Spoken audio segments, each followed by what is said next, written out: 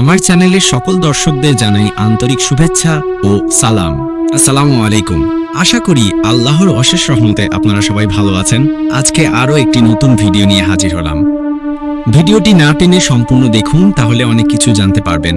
তো চলুন শুরু করা যাক। আবু হুরায়রা রহমাতুল্লাহি আলাইহি হতে বর্ণিত, তিনি বলেন, ইব্রাহিম আলাইহিসসালাম 3 বার ছাড়া কখনো মিথ্যা বলেননি। তন্মধ্যে 2 বার ছিল আল্লাহর ব্যাপারে। তার উক্তি, আমি অসুস্থ, এবং তার অন্য এক উক্তি, বরং এ কাজ করেছে, এই তো তাদের বড়টি। বর্ণনাকারী বলেন, একদা তিনি ইব্রাহিম আলাইহিসসালাম এবং সারা অত্যাচারী শাসকগণের কোনো এক শাসকের এলাকায় এসে পৌঁছলেন।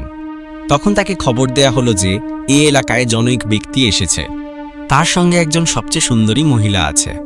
তখন সে তার নিকট লোক পাঠাল। সে তাকে নারীটি সম্পর্কে জিজ্ঞেস করল, এই নারীটিকে? তিনি উত্তর দিলেন, মহিলাটি আমার বোন। অতঃপর তিনি সারার নিকট আসলেন এবং বললেন, হে সারা, তুমি আর আমি ব্যতীত পৃথিবীতে আর কোনো মুমিন নেই। এই লোকটি আমাকে তোমার সম্পর্কে জিজ্ঞেস করেছিল। তখন আমি তাকে জানিয়েছি যে তুমি আমার বোন, কাজেই তুমি আমাকে মিথ্যা প্রতিপন্ন করো না। অতঃপর বাদশাহ সারাকে আনার জন্য লোক পাঠাল। তিনি তার নিকট প্রবেশ করলেন এবং রাজা তার দিকে হাত বাড়াল। সারা অজু করে ছালাত আদায়ের জন্য দাঁড়িয়ে গেলেন এবং এ দোয়া করলেন, হে আল্লাহ, আমি তোমার উপর এবং তোমার রাসূলের উপর ঈমান এনেছি এবং আমার স্বামী ব্যতীত অন্যদের থেকে আমার লজ্জাস্থানকে সংরক্ষণ করেছি। তুমি এই কাফেরকে আমার উপর ক্ষমতা দিও না। তখন রাজা বেহুশ হয়ে পড়ে মাটিতে পা দ্বারা আঘাত করতে লাগল। অতঃপর সারা বললেন, হে আল্লাহ, এই যদি মৃত্যুবরণ করে তবে লোকেরা বলবে মহিলাটি একে হত্যা করেছে। তখন সে জ্ঞান ফিরে পেল। এই ঘটনা আরও 2 বার বা 3 বার ঘটার পর রাজা তার এক দারোয়ানকে ডেকে বলল, তুমি তো আমার নিকট কোনো মানুষ আননি, বরং এনেছো এক শয়তান।